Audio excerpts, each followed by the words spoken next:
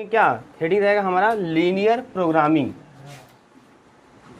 Linear programming, देखो मैं आपको बता दूं, ध्यान से समझिएगा। यहाँ पे ये जो पेपर है, ऑप्शनल पेपर एलपीपी का जो पेपर है, ठीक है ना, इस पेपर की खासियत क्या है समझ लीजिए। ये पेपर आपको बीसीए वाले भी पढ़ते हैं, ये पेपर एमबीए वाले भी पढ़ते हैं, एमसीए वाले भी इस पेपर को पढ़ते हैं, ठीक है, बीएससी वालों को भी पढ़ाया जाता है। स्टैटिक्स जो पढ़ते हैं सब्जेक्ट लेकर, मान लीजिए यहाँ पे ऑप्शन नहीं है, बहुत से कॉलेज, हमारे कॉलेज में भी ऑप्शनल के रूप में स्टैट्स है, बच्चे फिजिक्स छोड़ के स्टैट्स पढ़ते हैं कभी कभी, तो स्टैट्स में भी आपको ये पूरा मिलता है। स्टैट्स जो पढ़ते हैं, जो बच्चे लेते हैं थर्ड ईयर में, उनके लिए भी ये पेपर पूरा पढ़ना पड़ेगा, स्टैट्स में भी पढ़ना पड़ता है। तो ये जो आपका पेपर है, ये बहुत जगहों पे आपको मिलेगा पढ़ने के लिए, बहुत जगह यूज होगा ये। तो इसलिए मैं ज़्यादा इसको यूज करता हूँ, पढ़ाता हूँ, क्योंकि ये इसका यूज बहुत जगह है। क्योंकि आप जो है, अच्छा एमएससी में जाएंगे मैथमेटिक्स में, तब भी आप इसको पढ़ेंगे, एक बार नहीं दो बार पढ़ेंगे इसको, लीनियर प्रोग्रामिंग प्रॉब्लम को। ऑपरेशन रिसर्च के नाम से कांति स्वरूप शर्मा, शायद हाँ, कांति स्वरूप शर्मा की बुक आती है ऑपरेशन रिसर्च की, है ना, वो एकदम इतनी मोटी बुक होती है, ठीक है, और सबसे अच्छी बुक वही होती है ऑपरेशन रिसर्च की, और उसी से वो पूरा पढ़ना पड़ता है एमएससी में, लेकिन उसको 2 सेमेस्टर में करके पढ़ना होता है। आधा एक सेमेस्टर में पढ़ते हैं हम लोग, आधा अगले सेमेस्टर में पढ़ते हैं, ये सिस्टम है। तो इसलिए ये पेपर, जो पीछे बात मत करिए, इसलिए ये जो पेपर है ये मतलब कई बार आपको पढ़ने का मौका मिल सकता है, आप आगे भी इसका यूज आप देखेंगे। तो चूँकि अगर ऑप्शनल ग्रुप में आप पढ़े हैं तो आपके लिए फ़ायदेमंद रहेगा आगे के लिए, ठीक है। अब रहा बात डिफरेंशियल ज्योमेट्री टेंशन एनालिसिस का, उसको इसलिए मैं पढ़ाना चाह रहा हूँ फिर से। मैं 2-3 साल पहले पढ़ाता था, फिर छोड़ दिया उसको, इसलिए पढ़ाना चाहता हूँ क्योंकि डिफरेंशियल ज्योमेट्री जो है वो बाद में मिलता नहीं है, तो कम से कम उसको जान लें। मान लीजिए कभी भी भविष्य में कभी कोई कही दिया या ज़रूरत ही पड़ गई हमको, ज़रूरत क्या पड़ेगा, कुछ पढ़ने वाला है नहीं, कभी नाम सुने तो ये लगे कि हमने पढ़ा है। तो डिफरेंशियल ज्योमेट्री नया कॉन्सेप्ट है जिसका यूज तो नहीं आगे मिलेगा आपको, अभी जब आप पढ़ाई करेंगे। वैसे तो आप रिसर्च करने लगे, कुछ और करने लगे, भाई दूसरी बात है, आप उसी पर रिसर्च करना चालू कर दीजिए, दूसरी बात है। फिर उसके बाद टेंशन एनालिसिस जो है, इसका यूज आपको मिलता है, टेंशन एनालिसिस का यूज मिलता है। एमएससी में भी टेंशन एनालिसिस का यूज है ना कि पढ़ना है। और साथ ही साथ एमएससी फिजिक्स वाले भी टेंशन एनालिसिस पढ़ते हैं। पहले ही सेमेस्टर में जब उनका मैथमेटिक्स का एक पेपर होता है तो उसमें 1 यूनिट टेंसर ही पढ़ना पड़ता है, तो मैं उसको भी पढ़ा दूंगा, तो आपका जो है काम बन जाएगा। जो फिजिक्स लिए हैं आगे, फिजिक्स से बढ़ेंगे आगे, उनको भी फ़ायदा कर जाएगा, और साथ ही साथ मैथ वालों के लिए फ़ायदा हो जाएगा, और जान भी जाएंगे उसको, ठीक है। तो इसलिए 5वां पेपर मैं 5 पेपर पढ़ा दूंगा। उसके बाद उसमें, हाँ, उसके बाद देखिए उसमें कुछ ऐसे हैं, जैसे कि ऑप्शनल में आप देखें स्टैट्स का एक है, तो विशेष कोई मतलब है नहीं वो, उसमें वही आपको प्रोबेबिलिटी ये सब चीज़ें पढ़नी है जो आप जानते हैं, ठीक है। आपका एक जो है डिस्क्रीट मैथमेटिक्स के नाम से है, उसका अगर आप उठा के देखेंगे पूरा सिलेबस, तो उसके सिलेबस में हम नहीं जानते, उसके सिलेबस में किधर बैठोगी, अरे भवानी जाओ, है ना, उसके सिलेबस में क्या होगा, उसके सिलेबस में, ठीक है, आप पूरा कम से कम 2-2.5 यूनिट के आसपास आपको अलजबरा मिलेगा, मॉडर्न अलजबरा 2-2.5 यूनिट के आसपास, है ना, सिंपल ही मिलता है वो मिलेगा। लेकिन ये ओवरऑल ये है कि जब उस पेपर को आप देखेंगे तो आपको लगेगा कि मैंने पढ़ा है, कुछ जानते हैं इसके बारे में, ऐसा।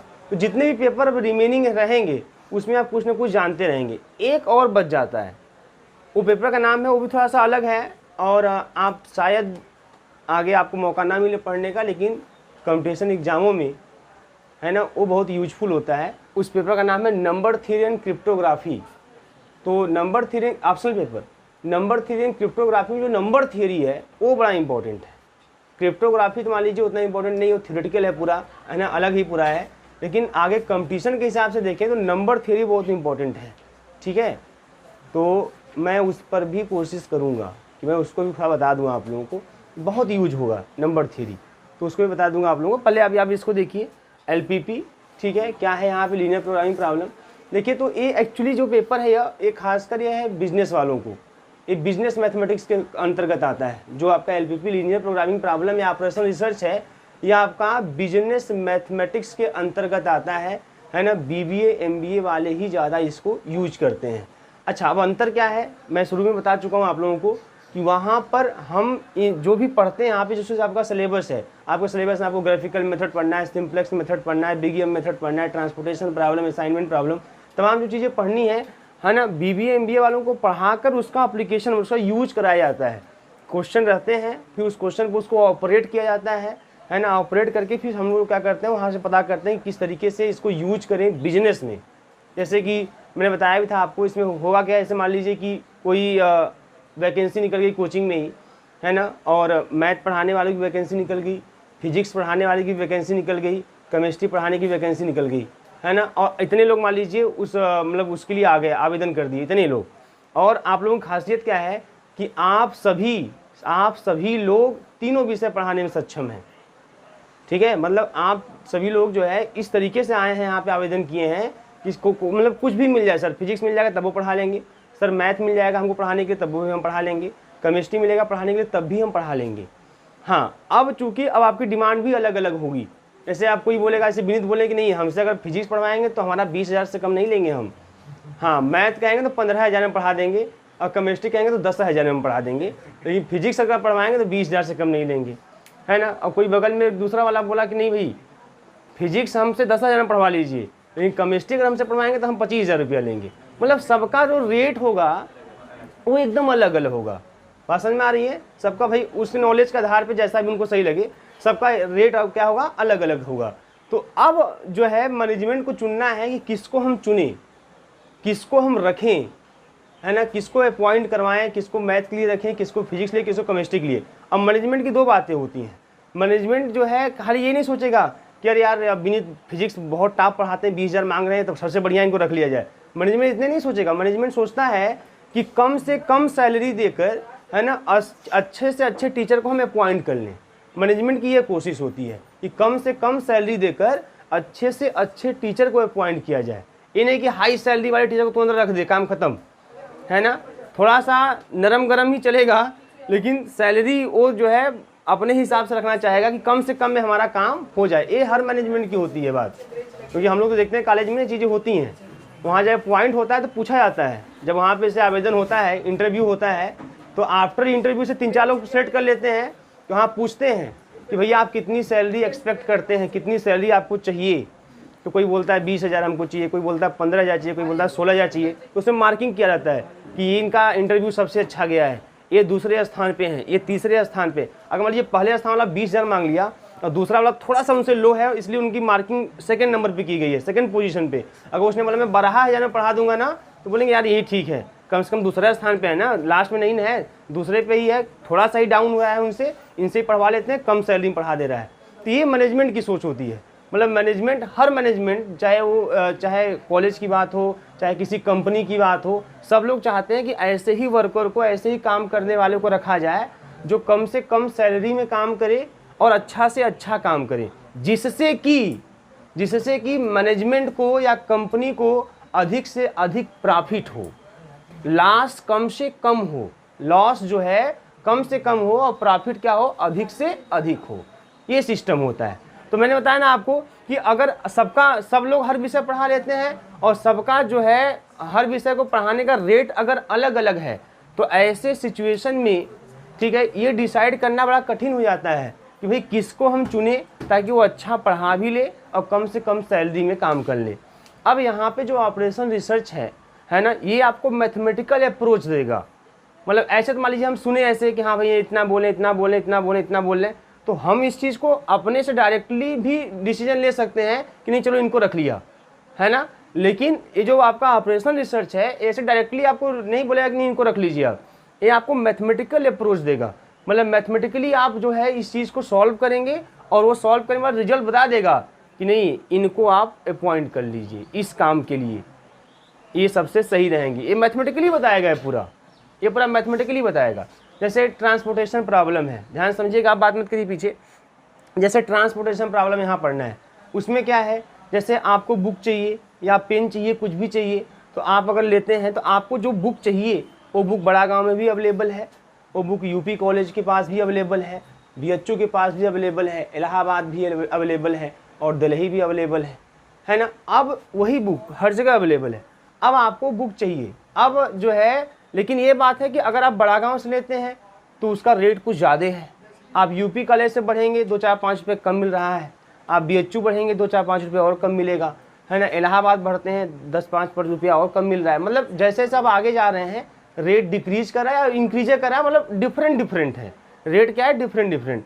तो हम लोग का कैलकुलेशन क्या होता है, हम लोग जो है एकदम मोटे तौर पे कैलकुलेट करते हैं कि अगर मैं यहाँ से ले रहा हूँ 100 रुपये का मिल रहा है, यूपी कॉलेज में ठीक है बुक 90 रुपये में मिल रहा है, लेकिन यहाँ से वहाँ तक का किराया है ना वो तो महंगा पड़ जा रहा है, तो हम यहीं से ले लेते हैं, है ना, सीधे में यहीं से ले लेंगे। अगर मान लीजिए फिर उसमें और भी कुछ दिमाग लगता है कि अच्छा इतने लोगों का लेना है, एक ही लोगों नहीं, मान लीजिए 50 लोगों का बुक एक साथ लेना है हमको, तो अब दिमाग लगाएंगे कि 50 लोगों को लेना 10-10 रुपया बचेगा, तो 50 से 500 बचेगा, कोई एक जाएगा 50-100 रुपया खर्चा करेगा और बुक उठा करके चलाएगा, और 100-150 रुपये का खर्च होता है तब भी 300-350 रुपये की बचत हो जाएगी, है ना। तो ये चीज़ हम लोग ऐसे अपने से सोच के अप्रोच लगा ले रहे हैं, लेकिन यहाँ पे ऑपरेशन रिसर्च आपको मैथमेटिकली ये भी अप्रोच कराएगा कि कौन सा प्रोडक्ट कहाँ से लिया जाए। आपको क्वेश्चन दिया जाएगा कि आप जो है ये प्रोडक्ट यहाँ से लेंगे इतना रेट लगेगा, ये यहाँ से लेंगे इतना रेट लगेगा, तो किसको क्या चाहिए और कितने अमाउंट में चाहिए, तो कौन सा प्रोडक्ट कहाँ से लिया जाए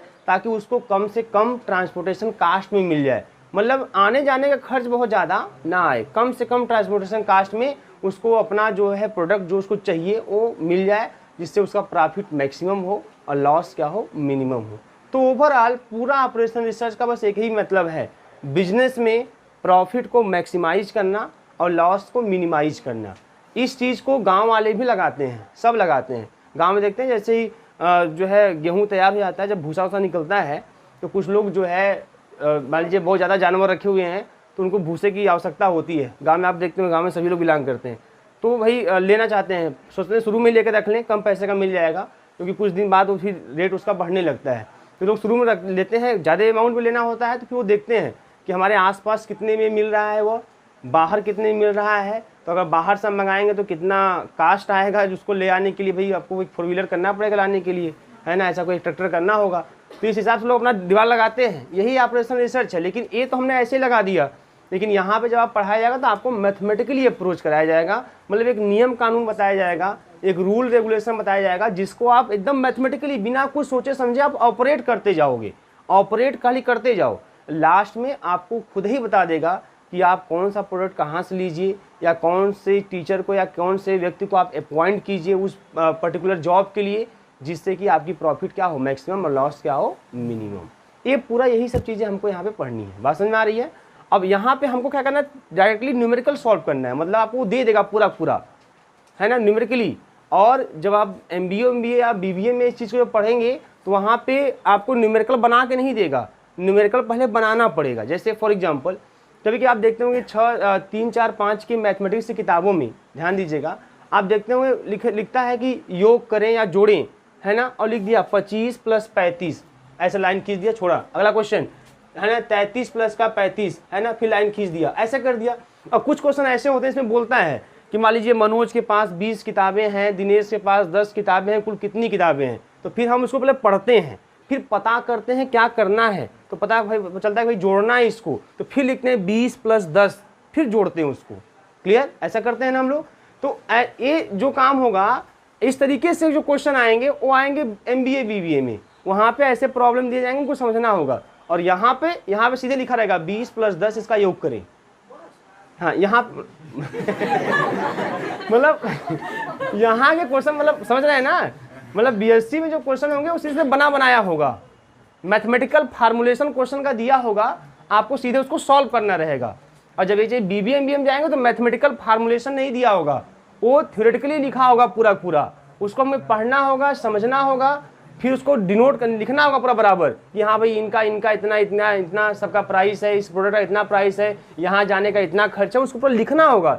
लिखने के बाद फिर क्या करेंगे, आप उसको सॉल्व करेंगे, और यहाँ पे सब बना बनाया रहेगा, और फिर हमें क्या करना होगा, डायरेक्टली क्या करना होगा, सॉल्व करना होगा। तो यहाँ पे ये चीज़ें हैं, तो आप ये भी सीख लेंगे तो आप कोई दिक्कत वहाँ पे नहीं होगी, क्योंकि वहाँ पे अगर आप जान गए कैसे सॉल्व करना है तो हल्का सा अगर स्टडी कर लेंगे तो BBA MBA में भी अगर कभी भी आपको उस किताब को पढ़ने का मौका मिलेगा, या कभी भी आप जो है वही जो आप कांति स्वरूप शर्मा की बुक है ना, वही पूरा वहाँ भी पढ़ाया जाता है।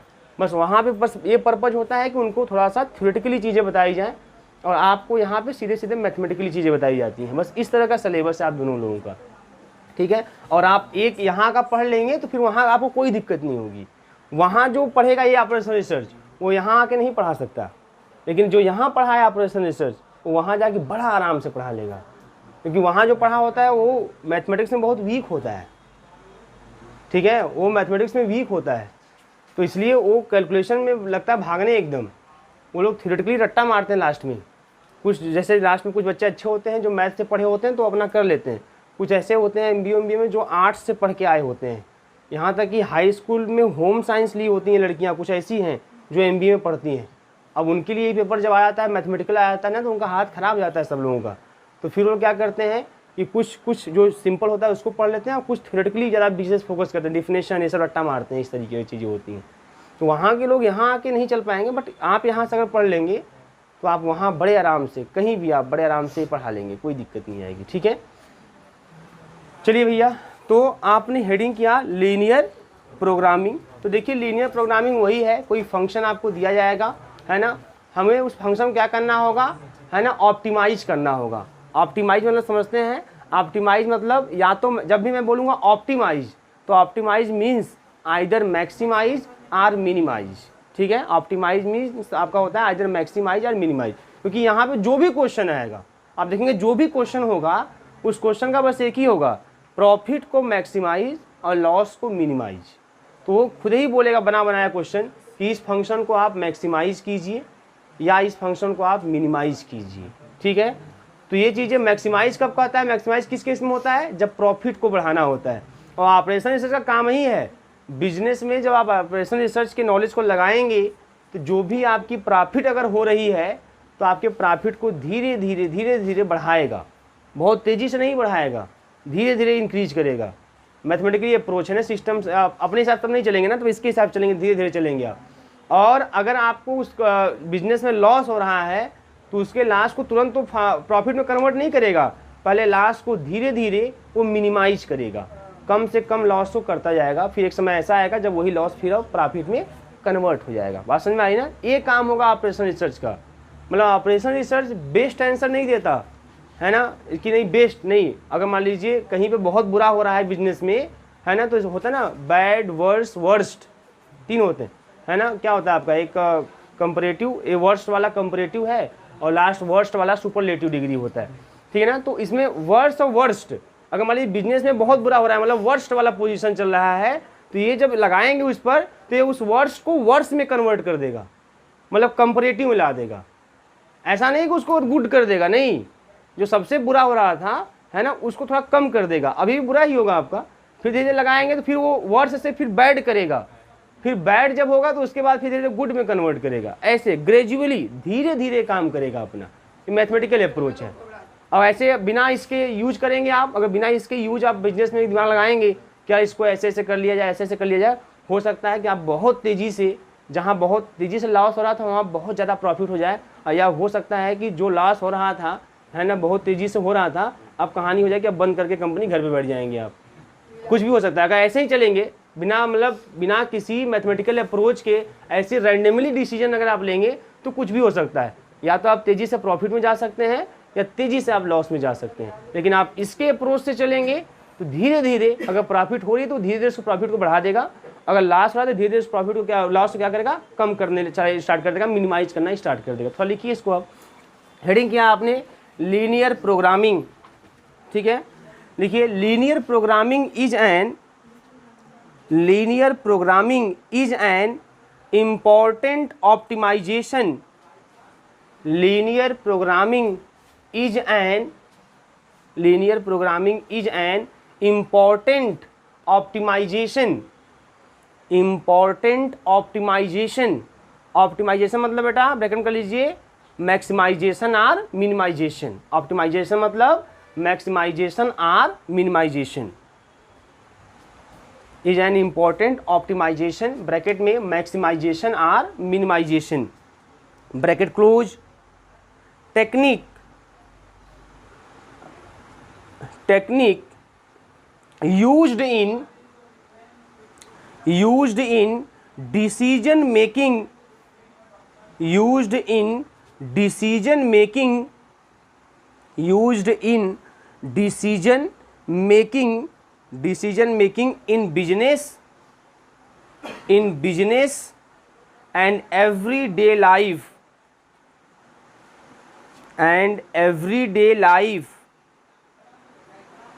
ठीक है, for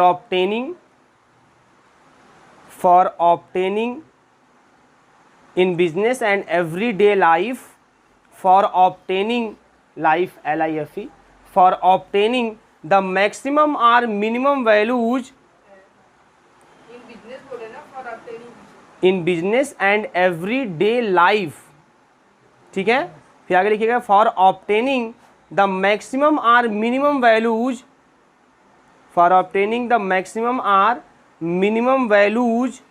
as required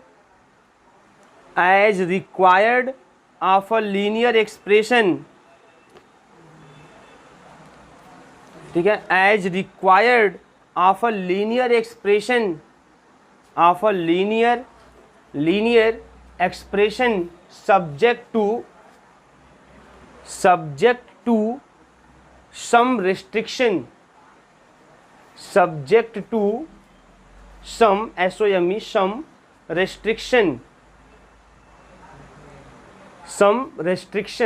मतलब कंडीशन, ठीक है ना। बात समझ में आ रही है? मतलब क्या होता है, लीनियर प्रोग्रामिंग एक टेक्निक होती है।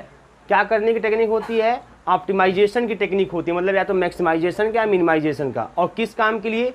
बिजनेस में या रोज के लाइफ में, है ना, आपके डिसीजन लेने में, है ना, इन डिसीजन मेकिंग, मतलब डिसीजन लेने में कि भाई हमको क्या करना चाहिए क्या नहीं करना चाहिए, है ना, ये आपको ये बताएगा। ये टेक्निक आपको जो आप यूज करेंगे तो ये बता देगा कि आपको ये काम करना चाहिए और ये काम नहीं करना चाहिए। ये काम करेंगे तो आपकी प्रॉफिट मैक्सिमाइज होगी, ये काम करेंगे तो आपका जो लॉस होगा वो मिनिमाइज होगा। ये आपको बताएगा ये, है ना, उस डिसीजन लेने में आपकी ये हेल्प करेगा, मैथमेटिकली अप्रोच करेगा, मैथमेटिकली हेल्प करेगा। आपको कुछ लीनियर एक्सप्रेशन दिए जाएंगे, मतलब वही चीज़ें बना बनाया क्वेश्चन दिया जाएगा आपको, ठीक है, कि भाई ये जैसे मान लीजिए, ऐसे फॉर एग्जांपल ऐसे समझ लो, जैसे मान लीजिए बोल दिया कि भाई एक पेन का जो रेट है, जो प्राइस है वो 2 रुपये है। अब आपके पास कुल x पेन है तो कुल प्राइस हो जाएगा 2x, है ना। अगर मान लीजिए आपके पास बुक भी है ना, और एक बुक की मान लीजिए प्राइस y है ना, सॉरी 3 रुपये, मान लीजिए 3 रुपीज़ है और कुल मिला के y बुक है, तो हम कितने हो जाएंगे 3 × y, टोटल कितना हो गया 2x प्लस का 3y, ऐसा। तो कुल इतने हो गए आपके पूरे प्राइस। तो ये ऐसे इक्वेशन बन जाएगा आपका लीनियर इक्वेशन। ऐसे लीनियर इक्वेशन बनाए जाते हैं, इसी को बोलते हैं ऑब्जेक्टिव फंक्शन। ये आपका बोला जाता है क्या? Objective function. तो इसी को जो ऐसे बनाया रहेगा, इसी को हमें क्या करना होगा, या तो मैक्सिमाइज करना होगा या तो क्या करना होगा, मिनिमाइज। अच्छा, और जब आप ऐसा करेंगे, बिजनेस में कोई भी डिसीजन आप जब लेंगे तो ऐसे ही मनमान थोड़ी लिया जाता है, उसके भी कुछ कंडीशंस होते हैं, कुछ रेस्ट्रिक्शन होते हैं। ऐसा नहीं कि आप कुछ निर्णय ले लेंगे कि नहीं चलिए इसको निकाल दीजिए, इसको रख लीजिए, ऐसा कुछ नहीं है ना। कुछ कंडीशन होता है, कुछ रेस्ट्रिक्शन होते हैं, नहीं हम यही काम कर सकते हैं, उससे ऊपर कुछ नहीं कर सकते। मतलब कहीं मुझे इन्वेस्ट करना है बिजनेस में, अपना बिजनेस बढ़ाने इन्वेस्ट करना है, तो ऐसा थोड़ी है कि जो है कि हम जो है जितना चाहे उतना अमाउंट इन्वेस्ट कर देंगे। उसका भी एक लिमिट होगा आपके पास कि नहीं हमारे पास इतना ही पैसा है, हम इतना ही इन्वेस्ट कर सकते हैं, क्योंकि बचा पैसा मेरा यहाँ पे लगा हुआ है या कहीं और बिजनेस में लगा हुआ है, ठीक है ना। ये नहीं कि जो है हर जगह का बिन बटोर के पूरा दूसरे में लगा दिए, वो भी साफ ये भी साफ। पूरा सिस्टम होता है ना भाई, बिजनेस आप चला रहे हैं, पूरा सिस्टम होता है कि आप जो है किसी और बिजनेस में उसके अकॉर्डिंग ही पैसा लगा सकते हैं। वैसे मनमान आप फ्री नहीं है कि कुछ भी लगा दें कहीं पर भी, क्या कितना भी, चाहे मुकेश अंबानी चाहे कोई भी हो, है ना। जब कोई बिजनेस ओपन करते हैं तो ऐसे नहीं अंधाधुंध पैसा लगते हैं उसमें जो है लगाने, ऐसा कुछ नहीं होता है। कैलकुलेटेड होता है पूरा सब कुछ कि मुझे इस बिजनेस में इतना पैसा लगाना है और इस तरीके से लगाना है ना, और इस तरीके से इन्वेस्ट करना है ताकि हमारा प्रॉफिट क्या हो, अधिक से अधिक हो। पूरा कैलकुलेटेड होता है।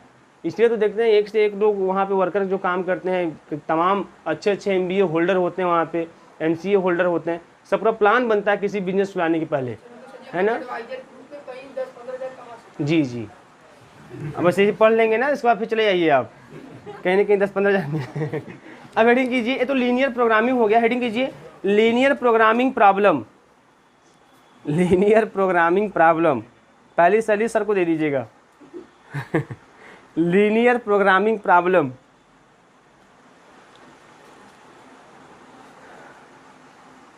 ठीक है, लिख लीजिए बेटा इसमें द लीनियर प्रोग्रामिंग प्रॉब्लम, इसी को बोलते हैं एलपीपी शॉर्ट में ना, the linear programming problem, the linear programming problem in general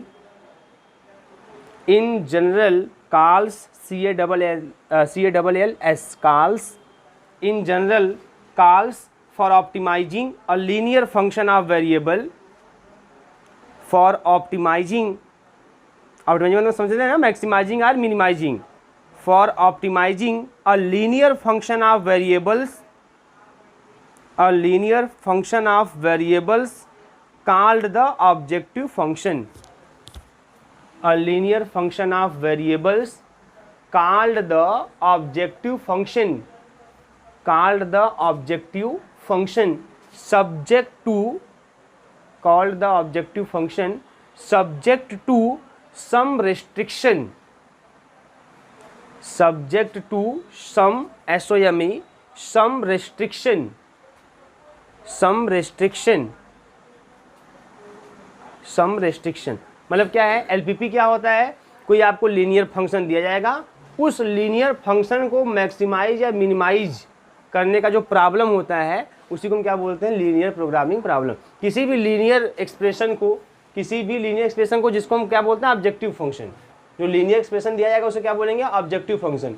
इसी को मैक्सिमाइज या मिनिमाइज करने वाला जो आपको प्रॉब्लम है ना, मतलब एलपीपी लीनियर प्रोग्रामिंग प्रॉब्लम क्या होता है, इसमें होता क्या है कि किसी लीनियर फंक्शन को हमें क्या करना होता है, या तो मैक्सिमाइज करना होता है, या तो क्या करना होता है, मिनिमाइज करना होता है, और कुछ रेस्ट्रिक्शन दिए जाएंगे जब आप उसको मैक्सिमाइज या मिनिमाइज करने जाएंगे, है ना। तो इस तरह के जो प्रॉब्लम होते हैं जिसमें जो है लीनियर फंक्शन को मैक्सिमाइज या मिनिमाइज मतलब शॉर्ट में कहें तो ऑप्टिमाइज करना होता है, उसी को हम क्या बोलते हैं, लीनियर प्रोग्रामिंग प्रॉब्लम। अब जिस फंक्शन को हम मैक्सिमाइज या मिनिमाइज करते हैं उसे क्या बोलते हैं, हम ऑब्जेक्टिव फंक्शन। याद रखेंगे एलपीपी में, लीनियर प्रोग्रामिंग प्रॉब्लम में, यहाँ नहीं, जिस फंक्शन को हम ऑप्टिमाइज करते हैं, मैक्सिमाइज या मिनिमाइज करते हैं, उसको हम क्या बोलते हैं, ऑब्जेक्टिव फंक्शन। ठीक है, तो लिखिए, हल्का सा पढ़े होंगे, रैखिक असमीकाएं, लीनियर इनइक्वालिटीज, इंटरमीडिएट में बहुत हल्का सा आप पढ़े हैं, वो चीज़ें आपको यहाँ भी बताई जाएंगी। उसमें आप ग्राफिकल मेथड पढ़े हैं, है ना, जिसमें आप कोणीय बिंदु ऐसा कुछ निकालते थे आप, है ना। अब हिंदी मुझे इतना याद नहीं है उसका, ठीक है ना। तो इस तरीके से तमाम चीज़ें वहाँ पे ग्राफिकल हम बनाते थे, वो चीज़ आप यहाँ भी पढ़ेंगे, वो यहाँ भी पढ़ेंगे, लेकिन उसके आगे का मेन है। अभी तो हल्का सा शुरुआत लेकिन वहीं से होगा, तो ये चीज़ हल्का सा आप पढ़े हैं। तो जिस फंक्शन को वहाँ भी वही चीज़ है, जेड दिया होता है, जेड वही आपका ऑब्जेक्टिव फंक्शन होता है। वहाँ भी तमाम ऐसे क्वेश्चन आप किए होंगे। फिर उसमें कंडीशन जैसे less than or equal to, greater or equal to जो दिया होता है यहाँ पे, है ना, वो सब आपके इनइक्वालिटीज होती हैं, ठीक है, जिसको बोलते हैं असमीकाएं।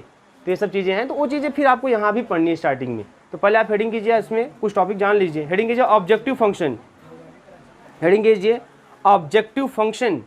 ऑब्जेक्टिव फंक्शन क्या होता है, तो जिस फंक्शन को हम क्या करते हैं, ऑप्टिमाइज करते हैं, मतलब मैक्सिमाइज या मिनिमाइज करते हैं, उसी फंक्शन को क्या बोलते हैं, ऑब्जेक्टिव फंक्शन। कुछ चीज़ें देखिए जान लेनी है आपको। तो लिखिए इसमें, the function which is to be optimise, the function which is to be optimized, the function which is to be optimized, optimized मतलब क्या, maximized or minimized, the function which is to be optimized, जिस function को हम क्या करते हैं, optimised करते हैं, is called objective function, is called objective function, the function which is to be optimized is called objective function, objective function.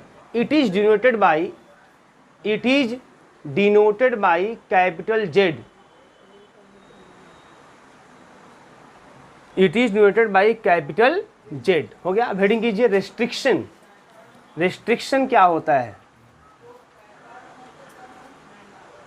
Restriction heading कीजिएगा बेटा, रेस्ट्रिक्शन, ठीक है, ROR constraints, restriction or constraints. Constraints देखिए ऐसे,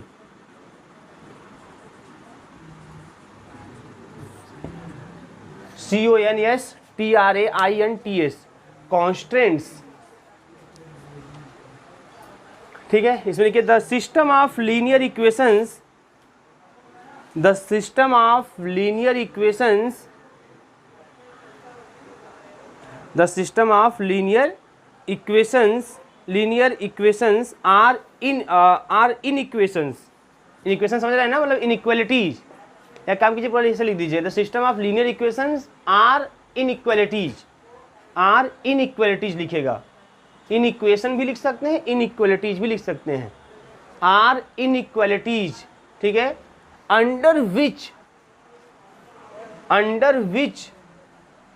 the objective function, under which the objective function is to be, under which the objective function is to be optimized, is to be optimized, is called, is to be optimized is called क्या, constraints or restrictions, is called constraints or restrictions,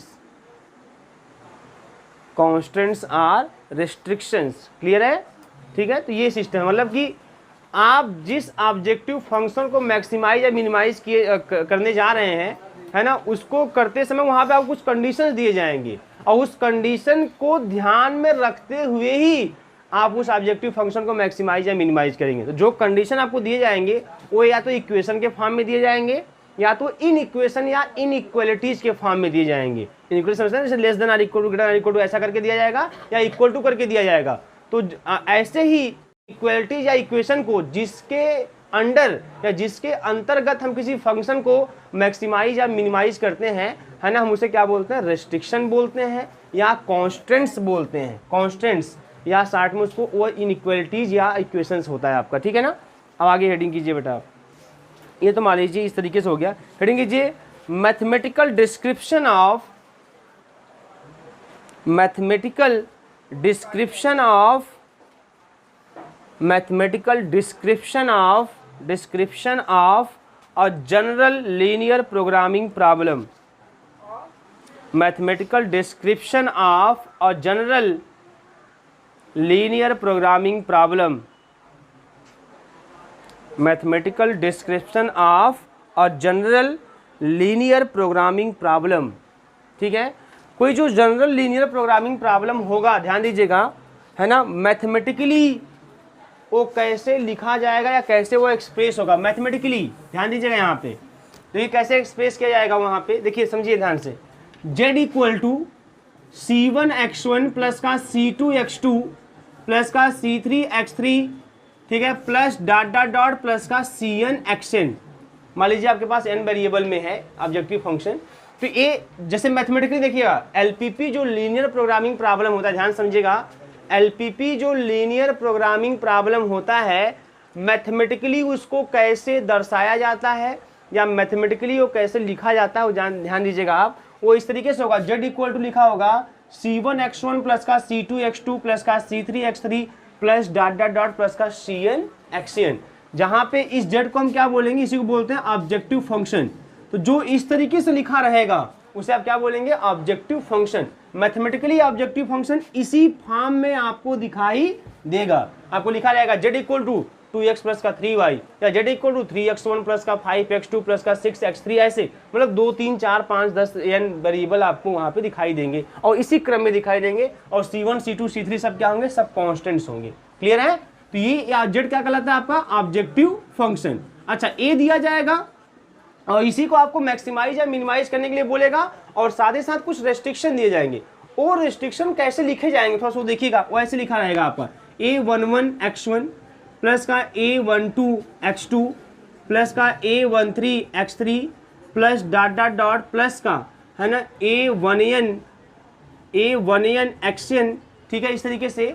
और less than or equal to दिया जाएगा, equal to भी लिखा हो सकता है वहाँ पे, greater than or equal to भी लिखा हो सकता है, और यहाँ पे कोई आपका कॉन्स्टेंट b1 ऐसे। फिर इसको लिखा जाएगा a21x1 प्लस का a22x2 प्लस का a23x3 और प्लस का डॉट डॉट डॉट प्लस का a2n(xn), less than or equal to भी हो सकता है, इक्वल टू भी हो सकता है, ग्रेटर आर इक्वल टू भी हो सकता है, b2, इस तरीके से। फिर ऐसे ही कंटिन्यू हो जाएगा, ऐसे ही आपको जो है, देखिए अभी जरूरी नहीं कि आपका ये आपका n तक ही जाए, नहीं, आप इसको ये m1 लिख देते हैं x1 और प्लस का am2x2 प्लस का AM3X3 और प्लस का डॉट डॉट और प्लस का AMN less than or equal to greater than equal to BM। ऐसे तो ये जो होते हैं ना, इन्हीं को हम लोग बोलते हैं बेटा, यही होते हैं कॉन्स्टेंट्स। ये क्या होते हैं? कॉन्स्टेंट्स या रेस्ट्रिक्शन। कांस्टेंट बोलते हैं, क्या बोलते हैं? रेस्ट्रिक्शन। ये जो आपके इक्वेशन में लिखा हूं, ये सब जो इक्वेशन में लिखा हूं, यही क्या है? कांस्टेंट कहलाते हैं, या तो क्या कहलाते हैं? रेस्ट्रिक्शन। तो इस तरीके से जो लिखा हुआ मिलेगा, पहले ऐसे z इक्वल टू लिखा रहेगा, मैथमेटिकली z इक्वल टू लिखा रहेगा, उसको बोलेंगे ऑब्जेक्टिव फंक्शन, है ना। और उसके साथ आपको इस तरीके से कुछ इक्वेशन, अगर इक्वल में देता है तो इक्वेशन, अगर लेस देन या ग्रेटर देन में देगा तो इनइक्वालिटीज, है ना। उसके साथ आपको कुछ इस तरीके से 2 3 4 ऐसे, इनकी संख्या फिक्स नहीं है, 2 भी हो सकता है, 3 भी रेस्ट्रिक्शन हो सकता है, या कांस्टेंट हो सकता है, 4 भी हो सकते हैं, 1 भी हो सकता है। तो इस तरीके से कुछ आपको दे दिए जाएंगे, उनको हम बोलेंगे कांस्टेंट या क्या बोलेंगे? रेस्ट्रिक्शन, कांस्टेंट्स या रेस्ट्रिक्शन। और साथ ही साथ ये जो आपके x1 x2 ये लिखा रहेगा लास्ट में, x1 x2 x3 x4, ये सब जो होंगे xn तक, ये सब के सब greater than or equal to 0 होंगे। मतलब ये सब के सब क्या है? इनको बोलते हैं नॉन निगेटिव इंटीजर, ये सब नॉन निगेटिव होंगे। तो इसी से देखिए यहाँ पे इसका मतलब क्या है? x1 x2 x3 x4 xn, जो आपके x1 x2 ये सब वेरिएबल हैं, है ना, ये या तो 0 होंगे या तो क्या होंगे? पॉजिटिव होंगे, निगेटिव नहीं होंगे।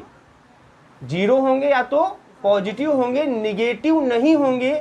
इसलिए ये भी रेस्ट्रिक्शन ही है। ऐसा मत समझिए आप। मान लीजिए मैं अगर बुक या पेन इस सब का बिजनेस अगर चल रहा है, मान लीजिए यहाँ पे, तो अब -2 पेन तो नहीं ना बोलोगे आप, है ना, -3 बुक तो नहीं ना बोलोगे आप जो उनका नंबर बोलोगे कि कितने बुक हैं, कैसे हैं, तो नंबर को आपने बताया था कि एक पेन का मूल्य 2 रुपये है, तो यक्स का, तो यक्स नंबर ऑफ पेन है, तो उसको आप यक्स की जो वैल्यू आएगी वो निगेटिव थोड़ी बोलोगे आप कि -5 पेन आज बिक गया, है ना। ऐसा कुछ कहोगे तो है नहीं आप। तो यहाँ पे जो आपका जो वेरिएबल होता है ना, वेरिएबल 0 होगा, एक को नहीं बिका चलेगा, 5 ठो बिका, 10 ठो बिका, है ना, ये भी चलेगा। लेकिन निगेटिव में आप नहीं ना बोल पाओगे इसको, है ना। तो ये भी एक रेस्ट्रिक्शन है, ये भी एक आपको कंडीशन रहेगा। तो इस वाले रेस्ट्रिक्शन को, है ना, रेस्ट्रिक्शन समझ रहा है ना, जिसको आपको बाध्य कर दिया जाएगा, नहीं यही होगा, इसके अलावा आपको नहीं जाना है, इसके, है ना, बाहर आपको नहीं जाना है, आपको इसी मतलब जो है लिमिटेशंस में रहना है।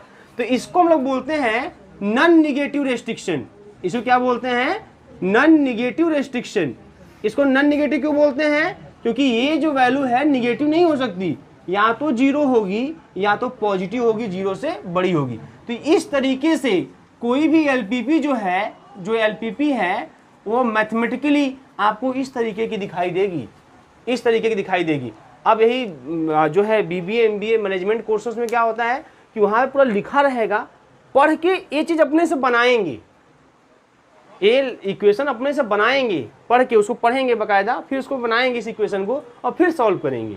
लेकिन यहाँ पे क्या रहेगा, आपके लिए क्या रहता है, आपके लिए बना बना ऐसे दे देगा, मैथमेटिकली ऐसे दिया जाएगा और आपको डायरेक्टली सॉल्व करना रहेगा। बात समझ में आ रही है? और मैं अगर समय मुझे मिलता है या मौका मिलता है तो मैं आपको एक आध दो क्वेश्चन वैसा ही बता दूंगा कि कैसे बनाते हैं। उसे आपका सिलेबस नहीं हो पर फिर भी कैसे बनाते हैं वो मैं बता दूंगा। और अगर कोई पूछ भी लिया आपसे, एग्जाम में भी पूछ लिया, मान लीजिए कोई ऐसे ही आ गया, है ना, और उसको पेपर मिल गया बनाने के लिए, वो क्वेश्चन पूछ ही लिया ऐसे जिसमें आपको बनाना पड़ जाए, तब भी आप वहाँ बहाना नहीं मार सकते नहीं मैं नहीं बनाऊंगा या मेरा सिलेबस नहीं था। ऐसा आपको उसको करना पड़ेगा, बहुत बड़ी बात नहीं है, वो कर सकते हैं आप। इसको लिख लीजिए, यही है मैथमेटिकल आपका अप्रोच या मैथमेटिकल डिस्क्रिप्शन या मैथमेटिकल एक्सप्रेशन, है ना, ऑफ एलपीपी। किसी भी एलपीपी लीनियर प्रोग्रामिंग प्रॉब्लम को इस तरीके से बेटा आप डिनोट करो, इस तरीके से आपको एक्सप्रेस होता है, इस तरीके का आपको दिखाई देगा।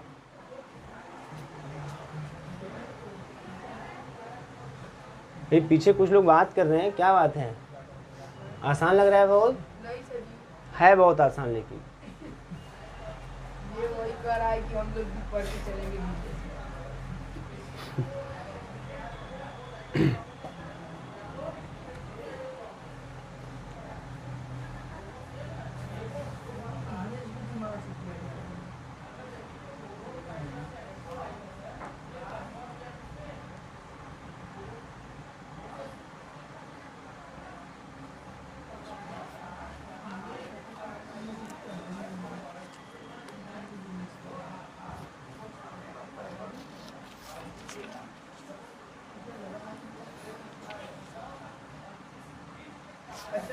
जी जी। पहले के लोग तो एलपीपी जो पढ़ते नहीं थे, हम्म। सब कुछ बिजनेस करते थे। तो बिजनेस गांव में भी लोग करते हैं। मैंने क्या बोला आपसे कि इसमें जो है, जो चीज़ें हम लोग डायरेक्टली अपने डेली लाइफ में डायरेक्टली जो यूज करते हैं, जो कॉन्सेप्ट लगाते हैं, है ना, वही चीज़ यहाँ भी पढ़ना है, वही करना है, बस ये मैथमेटिकली करना है, बस यही बात है ना। एक सिस्टमेटिक चलना है एकदम, ऐसा नहीं कि रैंडमली कुछ भी कर दे, इसमें सिस्टमेटिकली चलना है, मैथमेटिकली अप्रोच रहेगा। जैसे जब बलदेव पीजी कॉलेज में हम लोग जब पढ़ते थे फिजिक्स में, तो वहाँ पे जब प्रैक्टिकल हेडिंग रहेगा some important definitions, some important definitions, ठीक है, सम इम्पॉर्टेंट डिफिनेशंस, ठीक है। और उसमें आप हेडिंग करेंगे सॉल्यूशन ऑफ है एलपीपी, सॉल्यूशन ऑफ है एलपीपी, किसी भी एलपीपी का सॉल्यूशन क्या होता है। देखिए यहाँ पे कई तरह के सॉल्यूशन डिस्कस किए जाएंगे। किसी एलपीपी का सॉल्यूशन क्या होता है, किसी एलपीपी का फिजिबल सॉल्यूशन क्या होता है, किसी एलपीपी का ऑप्टिमम सॉल्यूशन क्या होता है, इस तरीके की बातें होंगी यहाँ पे, ठीक है। देखिए जब बात आएगी भाई किसी एलपीपी का सॉल्यूशन क्या होता है, तो जैसे मान लीजिए यही एलपीपी दिया है, एलपीपी ही है, मैथमेटिकली अप्रोच है पूरा, है ना, ए एलपीपी दिया है, तो एक्स, अब सॉल्यूशन क्या होगा, x1, भाई इसको जब सॉल्व करेंगे तो x1 x2 x3 xn इसी सब की वैल्यू मिलेगी आपको, है ना। तो ये जो x1 जो variable x1 x2 x3 xn तक जो वेरिएबल है ना, इनके वे वैल्यू जो इस रेस्ट्रिक्शन को क्या करें, सेटिस्फाई कर जाए, है ना, वो हो जाएगा एलपीपी का सॉल्यूशन। बात समझ में आ रही है। और जो इसको भी सेटिस्फाई करे, साथ ही साथ ये जो नॉन नेगेटिव रेस्ट्रिक्शन है उसको भी सेटिस्फाई करे, उसे हम बोलेंगे फिजिबल सॉल्यूशन। फिर उसके बाद एक ऐसा भी सॉल्यूशन होगा जो इन दोनों को सेटिस्फाई तो करबे करेगा, और उस सॉल्यूशन पर हमारा जेड जो है या तो मैक्सिमाइज होगा या तो क्या होगा, मिनिमाइज। तो जिस सॉल्यूशन पर हमारा जेड मैक्सिमाइज या मिनिमाइज होगा उसे हम बोलेंगे ऑप्टिमम सॉल्यूशन। जैसे आप ग्राफिकली जब आप इंटरमीडिएट में सॉल्व करते थे तो वहाँ पे कई पॉइंट आते थे, है ना, आप इसे निकालते थे, वहाँ पे से कॉलम बना के आप निकालते थे, जेड लिखते थे आप, अब पॉइंट लिखा जाता था एक्स कमा वाई। अब जो जेड इक्वल टू मान लीजिए 2x प्लस का 3y है, तो जितने भी पॉइंट्स आए हैं कॉर्नर पॉइंट्स, जितने भी कॉर्नर पॉइंट्स आते थे 2,3 1,2, ये सब सॉल्यूशन होते हैं। इन सबको यहाँ रखते थे हम लोग, सबको यहाँ रखते थे, और जिस पर हमें जेड का वैल्यू मैक्सिमम या मिनिमम मिलता था उसी को हम आंसर बोलते थे। तो वो जिस अगर मान लीजिए इस पर मिल गया तो ये हो जाएगा ऑप्टिमम सॉल्यूशन। सॉल्यूशन ये भी है क्योंकि ये सब सेटिस्फाई करते हैं, सब सॉल्यूशन है, जितने कॉर्नर पॉइंट ग्राफिकल वाले मिलते हैं ना, सब सॉल्यूशन होते हैं। लेकिन उसमें से कोई एक कॉर्नर पॉइंट, कोई एक सॉल्यूशन ऐसा होता है जो हमारे ऑब्जेक्टिव फंक्शन को क्या कर देता है, ऑप्टिमाइज कर देता है। तो जो ऐसा करता है उसी को हम क्या बोलते हैं, उसी को बोलते हैं जो है ऑप्टिमम सॉल्यूशन। क्लियर है।